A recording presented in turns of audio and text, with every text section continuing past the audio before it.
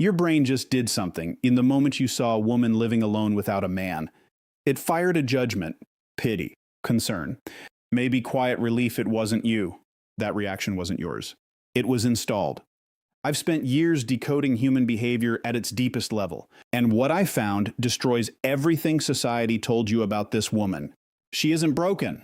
She isn't bitter. She isn't waiting. She is the most psychologically dangerous human being in any room she walks into. And the system knows it, because you cannot control a woman who has already conquered herself. That's exactly why they never want you to see her clearly. Stay with me. What comes next will not just change how you see her. It will shatter how you see everything. Before your brain does what it always does, before it files this away, labels it, and moves on, I need you to catch yourself in this exact moment. Because something just happened inside your mind that you didn't even notice. And that invisible thing is exactly what this entire conversation is about. The second you saw this topic, your brain ran a program. An old, deeply buried program that has been running since you were a child sitting at a dinner table listening to adults talk about women who were alone.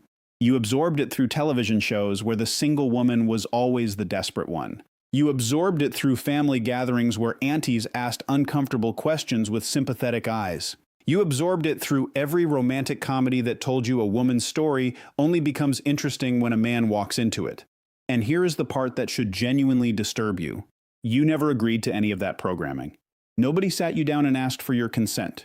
It was just poured into you, quietly and consistently, until it became what felt like your own natural instinct. That is not instinct. That is conditioning.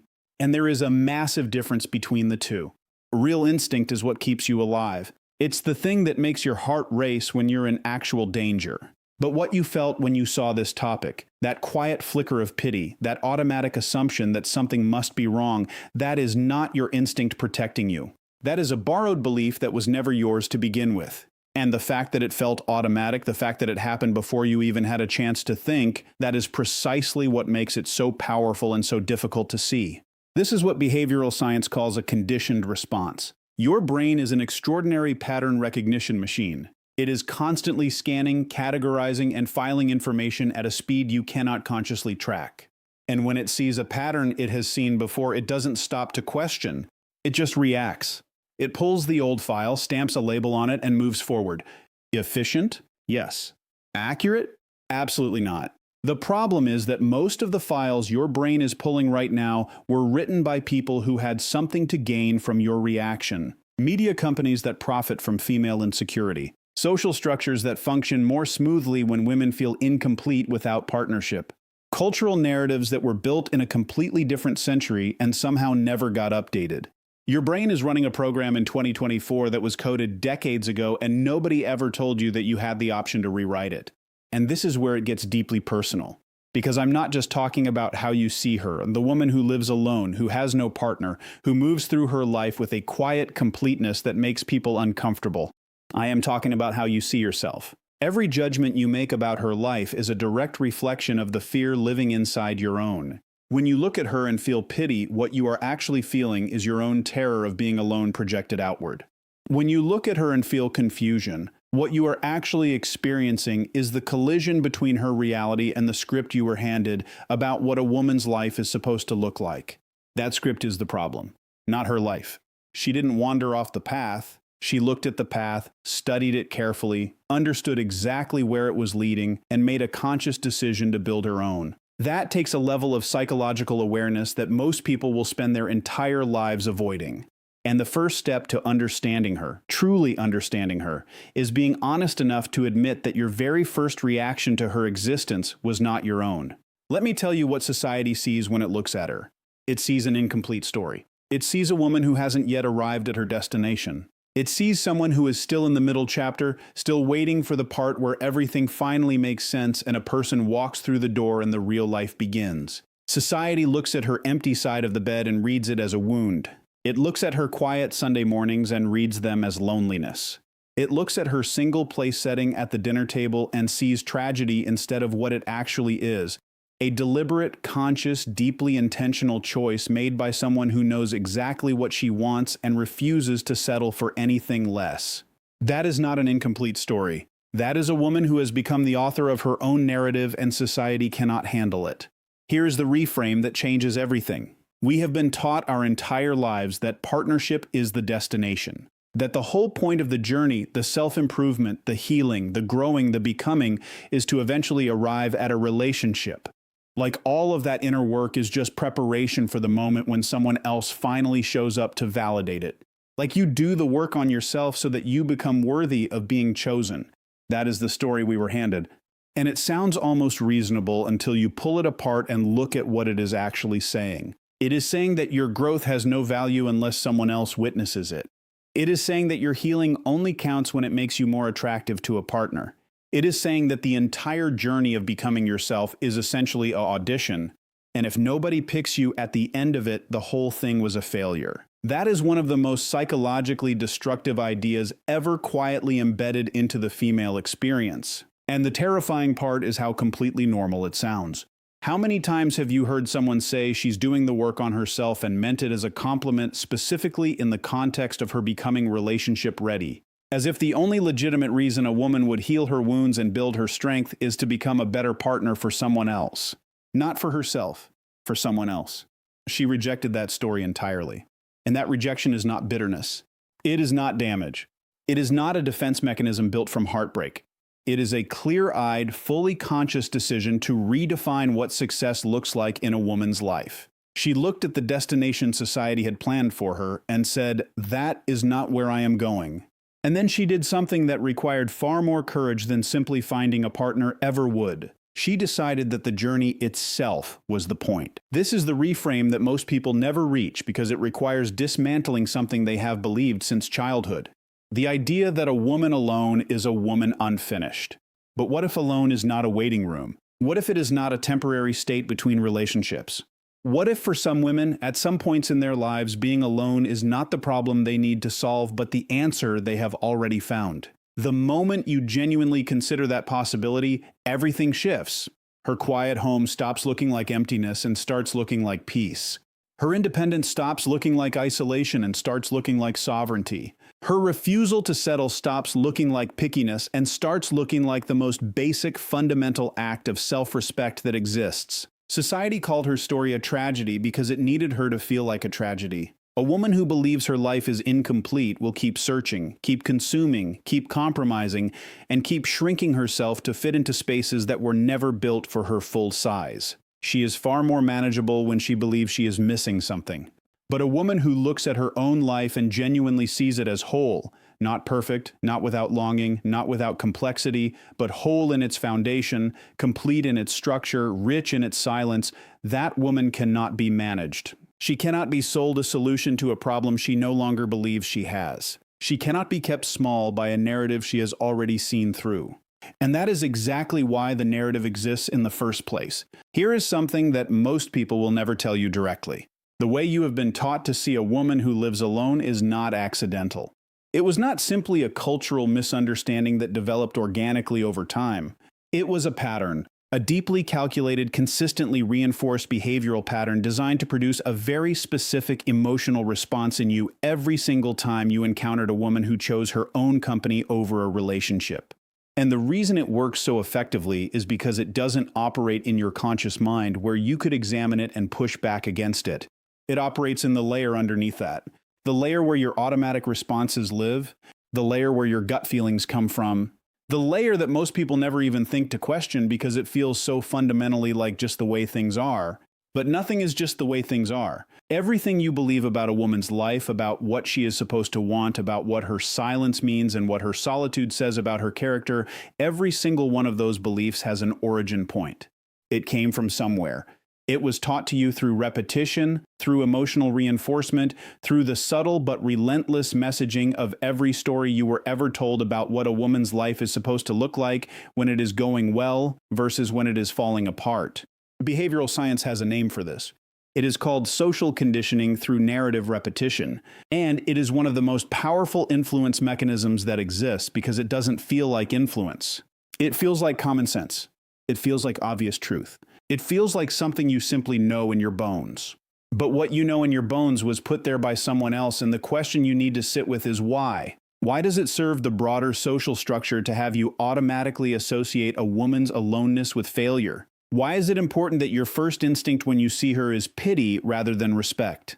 Why has the story of the single woman been told almost exclusively as a cautionary tale rather than as a portrait of genuine strength? These are not rhetorical questions. They have real specific behavioral answers rooted in how systems of social control actually function.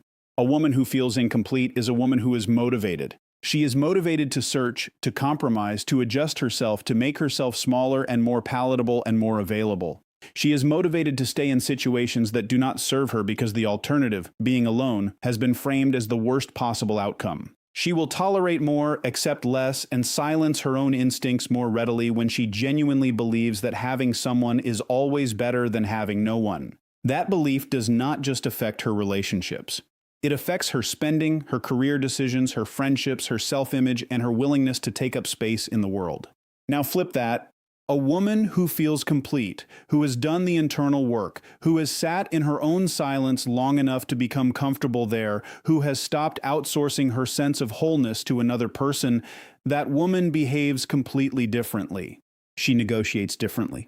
She walks into rooms differently. She makes decisions from a completely different psychological foundation.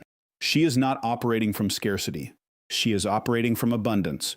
And a person operating from genuine internal abundance is extraordinarily difficult to manipulate. You cannot create urgency in someone who is not afraid of waiting. You cannot sell completion to someone who already feels whole. You cannot use the fear of loneliness as leverage against someone who has made peace with her own company. The entire toolkit of social and emotional manipulation becomes essentially useless when the woman it is aimed at has already done the work of understanding her own psychological architecture. This is not abstract theory. This is observable, measurable human behavior. When researchers study decision-making patterns in individuals with high internal security versus those with high external dependency, the differences are striking and consistent. Internally secure individuals make decisions that align more closely with their actual values. They are less susceptible to pressure. They recover faster from rejection. They set boundaries more clearly and maintain them more consistently. They are less likely to stay in relationships or situations that compromise their well-being simply because the discomfort of leaving feels more threatening than the slow damage of staying. She is not living alone because she failed to find someone. She is living alone because she has developed the kind of internal security that makes her immune to the social pressure that keeps most people locked in relationships they have quietly outgrown. She has done what behavioral science consistently shows is one of the hardest things a human being can do. She has separated her sense of worth from the opinions and presence of other people. She has built her identity on a foundation that does not shift every time someone withdraws their approval. And here is the deeply uncomfortable truth that this behavioral reality reveals. When you look at her life and feel that automatic flicker of concern or pity, what you are actually detecting is the presence of something your own psychology has been conditioned to read as a threat signal. Not because her life is threatening, but because her completeness exposes the incompleteness that the system needs you to keep feeling in order to stay manageable. Her existence is not a puzzle. It is a mirror, and what it reflects back is not her story. I want you to stop for a moment and actually feel something. Not think, not analyze. Not process this through the comfortable distance of intellectual understanding where everything stays safely in your head and never quite reaches the part of you that actually hurts. I want you to feel what I am about to say because this particular keynote is not designed to inform you. It is designed to find you, to locate the exact place inside you that has been quietly exhausted for longer than you have been willing to admit out loud to anyone, including yourself. You know that feeling. The one that shows up late at night when the noise of the day finally stops and the silence gets heavy enough to press against your chest. The one that sits just underneath the surface of your perfectly curated daily routine. The one you have become exceptionally skilled at outrunning through busyness, through plans, through the constant low hum of background noise you keep playing just to avoid sitting alone with your own thoughts for too long. You know exactly what I am talking about. And the fact that you recognized it, that quickly tells you everything you need to know about how long it has actually been there. That feeling has a name. It is not loneliness in the simple surface-level way people use that word.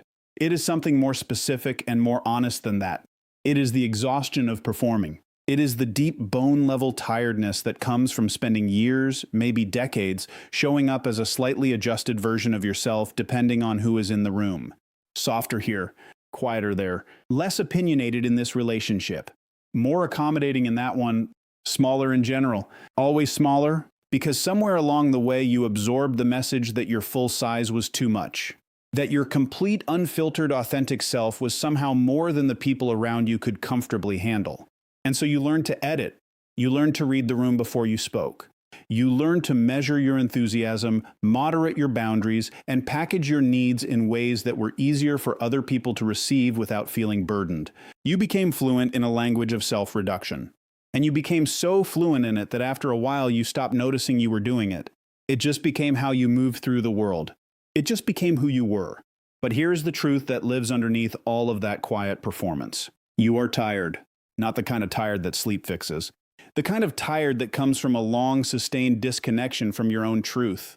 The kind of tired that accumulates when you have been living slightly outside yourself for so long that you can barely remember what it felt like to be fully inside your own experience without monitoring how it was landing on someone else. She knows that feeling. The woman this entire conversation is about. She knows it not as a distant memory, but as the exact turning point in her life. The moment she recognized that exhaustion, not as a personal failing, but as important information. As her own soul sending her a signal that the life she was performing was costing her something she could not afford to keep paying. She felt what you are feeling right now, and instead of pushing through it, instead of finding a new distraction or a new relationship to pour herself into, she stopped. She sat down inside her own silence and she listened to what it was actually telling her. And what it told her was not that she was broken or unlovable or destined for isolation. What it told her was that she had been abandoning herself in small, quiet ways for so long that she had lost the thread back to who she actually was underneath all the performance. The solitude she chose was not a retreat from life. It was a return to herself. It was the courageous, terrifying, deeply necessary act of stopping the performance long enough to remember the person who existed before the audience arrived. This is the emotional reality that nobody talks about, honestly, when they discuss women who live alone. They talk about it in terms of what she doesn't have. They count the absences, no partner, no relationship, no one to come home to, and they frame the whole story around those empty spaces as if the empty spaces are the point. But they are completely missing what is actually happening. The empty spaces are not the story. The empty spaces are where she finally had enough room to breathe.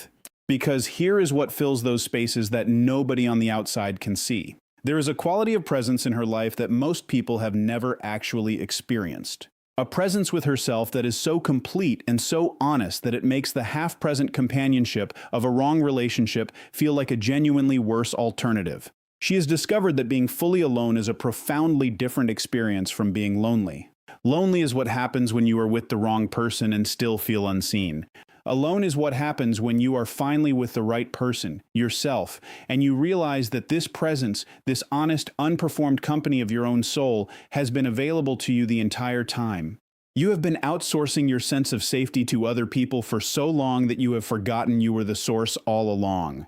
Let me tell you what is actually happening right now, not what you think is happening. Not the comfortable surface-level interpretation where you are simply watching or listening to an interesting perspective on modern relationships and female independence. That is not what this is. What is actually happening right now is that something inside you is shifting. Something that has been sitting in a fixed position for a very long time is beginning to move. And the reason you can feel it, even if you are not ready to fully name it yet, is because everything covered in this conversation has been building toward a single, unavoidable question that you have been circling for years without ever quite letting yourself land on it directly. That question is not about her. It was never about her. It has always been about you. Because here is what tension actually is at its psychological core. It is not discomfort for the sake of discomfort. It is not the feeling of being unsettled just because something unfamiliar showed up in your feed today. Real psychological tension, the kind that actually changes people, is what happens when the life you are currently living and the truth you are finally allowing yourself to see get close enough to each other that the gap between them becomes impossible to ignore. That gap is what you are feeling right now.